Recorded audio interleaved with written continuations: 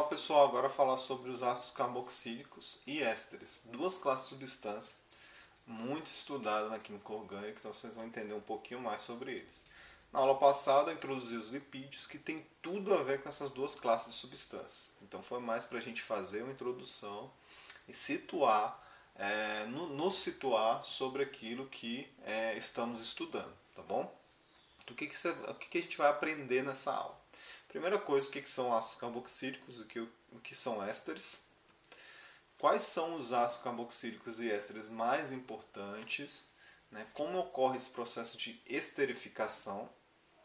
A gente vai entender, então, vamos estudar esse processo de como se forma um éster e como se nomeiam os ácidos carboxílicos e ésteres de acordo com a norma, de acordo com a IUPAC, tá? A norma que regulamenta como deve se dar um nome a uma substância.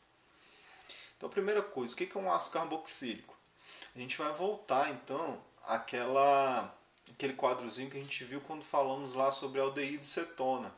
Tá? Os ácidos carboxílicos e os ésteres também têm essa estrutura. Que estrutura é essa? A carbonila, C-O. O que diferencia um do outro? O ácido carboxílico ele vai ter o quê? Essa carbonila ligada a uma hidroxila, certo? Quando isso acontece, esse grupo ganha um nome diferente. E é o nome que dá nome ao grupo de substâncias. Esse grupo funcional ele vai ter o nome o quê? De carboxila, que é a junção de carbonila com hidroxila. No éster, a carbonila ela vai estar ligada ao quê? A uma estrutura, certo? A uma cadeia orgânica que está ligada ao oxigênio. Então essa carbonila vai estar ligada ao oxigênio e uma cadeia carbônica aqui. Então esses dois grupos é que a gente vai estudar. A amida e a amina a gente vai estudar no próximo bloco de aulas, quando a gente falar sobre compostos o quê?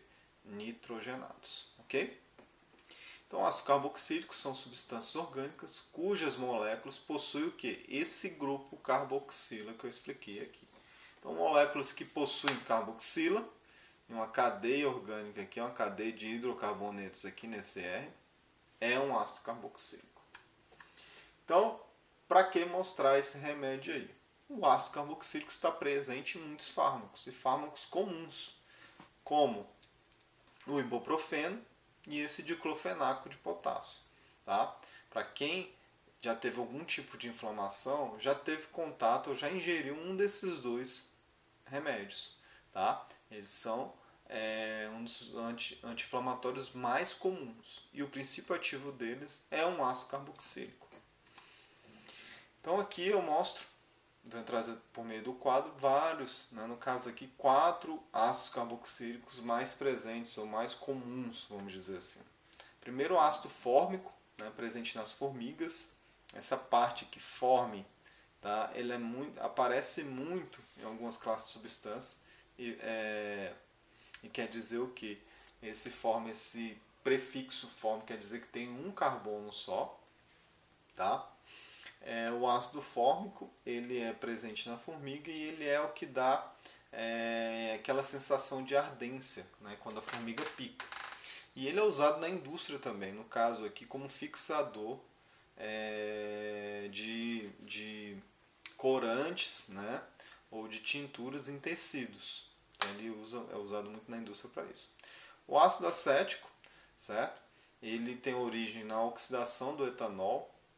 E ele é o vinagre, é um dos compostos, é uma das substâncias que compõem o vinagre, tá?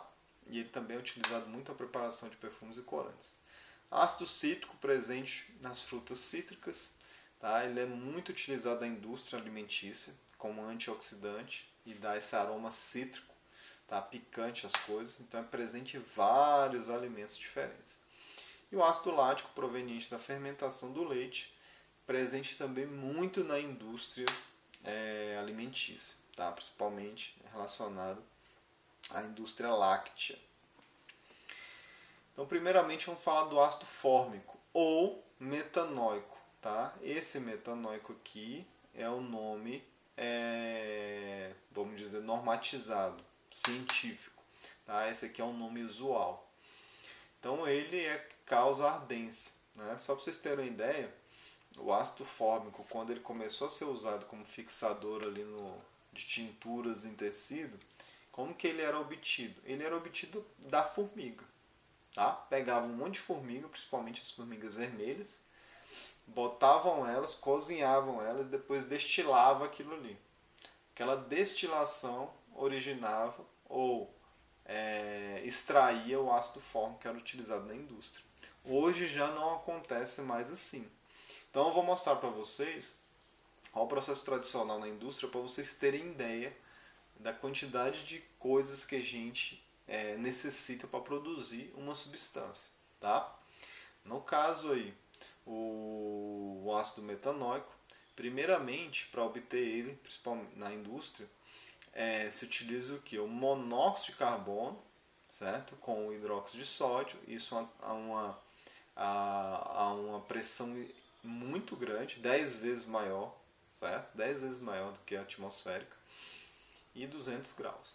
Aí você vai obter esse composto aqui, ó, que é o que? Um metanoato de sódio. Ou seja, isso aqui, vocês vão ver também várias coisas aí estudando ácidos carboxílicos, é que os ácidos carboxílicos, normalmente, quando estão presentes em sistemas aquosos que possuem, certo? Uma reação ácido-base ali, há a formação de sais carboxílicos. Tá?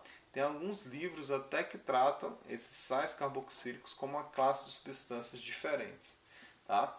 Mas normalmente quando a gente estuda os ácidos carboxílicos, o seu sal, tá? Ele está presente. Então a mesma coisa acontece, por exemplo, com o ácido acético. Você tem um acetato. O acetato de sódio nada mais é que a parte do ácido acético combinada com sódio. Porque tem muitos ácidos carboxílicos que perdem esse H muito facilmente para o meio, certo? No meio aquoso, por exemplo. E aí, esses metais alcalinos e alcalinos terrosos, eles podem interagir formando um sal, tá? Então, metanoato de sódio é um sal carboxílico.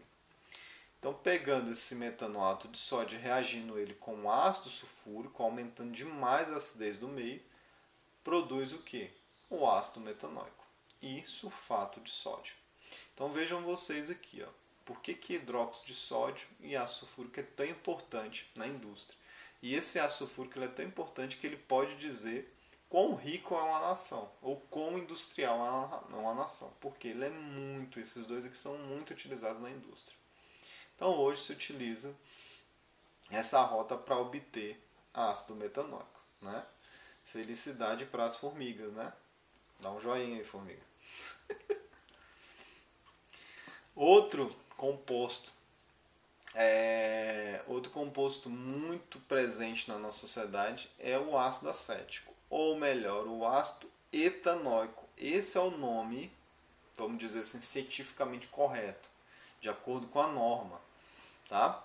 Então o vinagre ele não tem somente o ácido acético ou o ácido etanóico.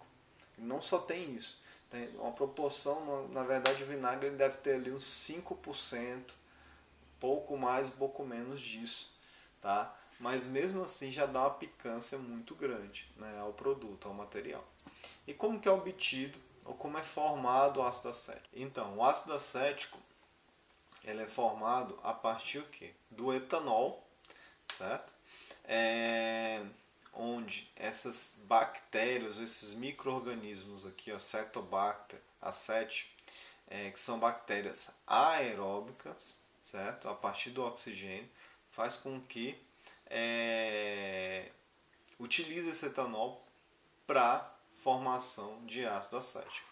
Então, a formação, a produção de ácido acético, ela depende, assim como do etanol, de micro-organismos, tá? De micro-organismos. No caso, para a produção do etanol, né, o etanol é produzido a partir o quê? De açúcares, mas esses micro-organismos que produzem esse etanol são micro-organismos o quê? Anaeróbios. Aqui, no caso, para essa bactéria, né, ou esses micro-organismos converter etanol em ácido acético necessita oxigênio. Então o que acontece? Vinhos, por exemplo, quando você abre um vinho, entra oxigênio, certo? Então aquele vinho, ele vai, vamos dizer assim, na linguagem usual, ele vai avinagrar, ou seja, ele vai ter esse gosto mais ácido quando você, após a abertura do vinho, porque entra oxigênio, essas bactérias que já podem estar presentes no próprio vinho ou provenientes do ar, começam a agir.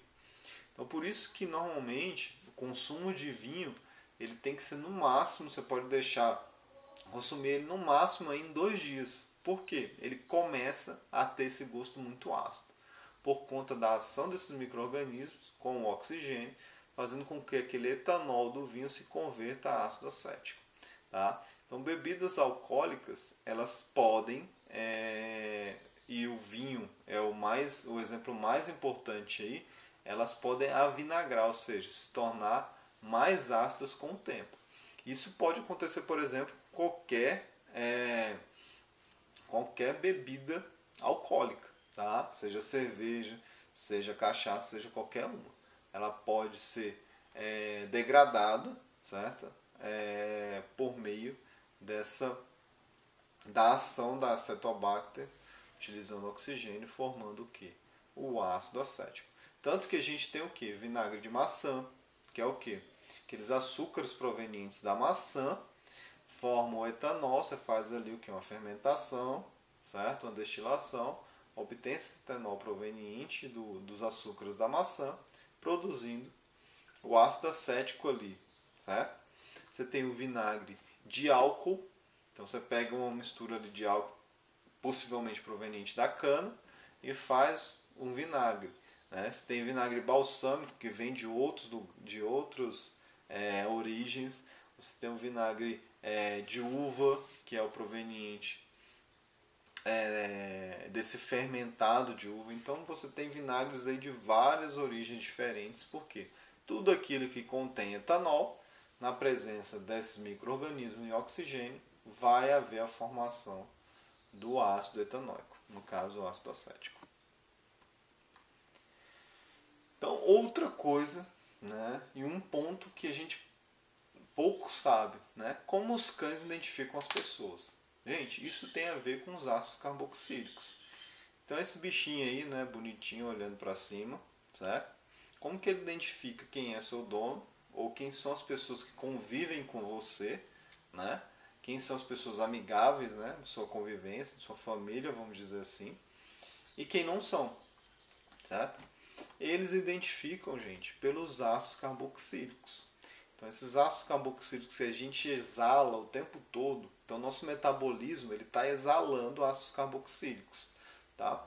Então principalmente esses de 4 e 6 carbonos, eles costumam ter um odor desagradável, certo? Então o cachorro ele vai te identificar pela sua caatinga, é tipo desse jeito, tá? Então aqueles odores ruins que a gente exala e às vezes a gente não sente, por mais perfume que a gente usa, é o que o cachorro vai usar para te identificar. Então acreditem, gente, o cachorro ele vai identificar pela sua caatinga, certo?